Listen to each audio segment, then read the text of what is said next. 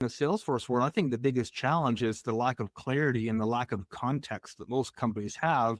The biggest challenge is the lack of clarity and the lack of context that most companies have when making decisions as to how they're going to run their business. The unlearning might very well be the most important skill of this time. Mid-market companies are trying to comfort themselves. Oh, we have all the time in the world because those giants are like going to take forever. No, they're not going to take forever.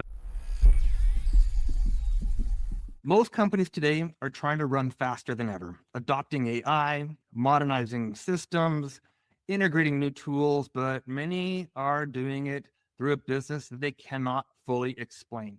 The mid market, especially, now has access to platforms that used to be only available to enterprise businesses. And that democratization is now becoming available for everyone.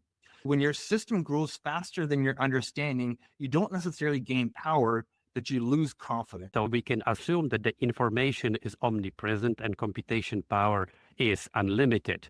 Now, what the question is, what you're going to do with that power? And this is where it comes to that inevitable need of redefine your business objectives with a lot of integrity and a lot of logics that I think a lot of businesses struggle to define, especially in the dynamically changing environment.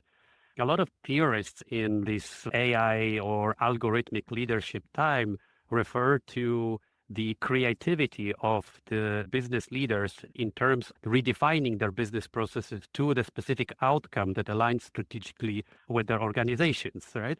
And what it requires is a courage to stop building processes incrementally and look at them as if they were AI native, if they were AI centric. However, the culture of discipline, that's something that comes from top down. That starts with the CEO, that starts with the C-suite, that starts with the board. It is the governance expectation that you need to create as a culture and then as a routine, not something you get motivated for because something fell through the cracks or we lost market or we have an unsuccessful audit and now we are going to catch up to close that gap. It is the culture of discipline that is necessary for scalability with the assumption that processes are going to become more and more abstract. And if not because you've introduced agentic elements, then purely for the fact that you want to grow. The more you grow, the less details you can manually handhold. And that comes to a disciplined process documentation, governance, and then how you manage the governance and documentation itself moving forward, knowing that it's most likely going to evolve every couple of months. It's just how our brains are built, how our bodies are built. What lasts is a routine.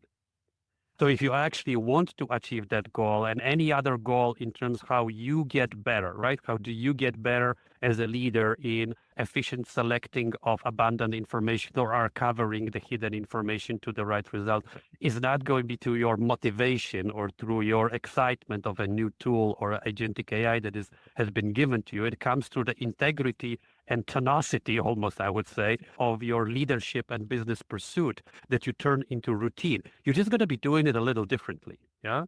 You would say, okay, now suddenly I have the entire my organization, the few dozen of the different agentic solutions, and my focus needs to be in constantly optimizing those that are worth doing so, rejecting those that don't work, bringing in the new ones. And that is my modus operandi on a daily basis that is turning into that repetition and improvement that you talked about.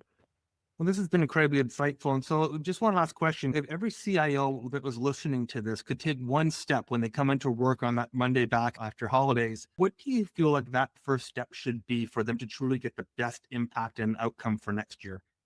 I would say, imagine how your work is going to look in 12 months. Like envision, close your eyes and envision the structure of your time, your calendar, your effort dedicated towards perfecting the solutions that are a market standard or even ahead of what you want to be for your organization in 12 months and as a beacon. And if you feel that all it's going to be is a slight improvement of my current routine, then you may not be on the right path.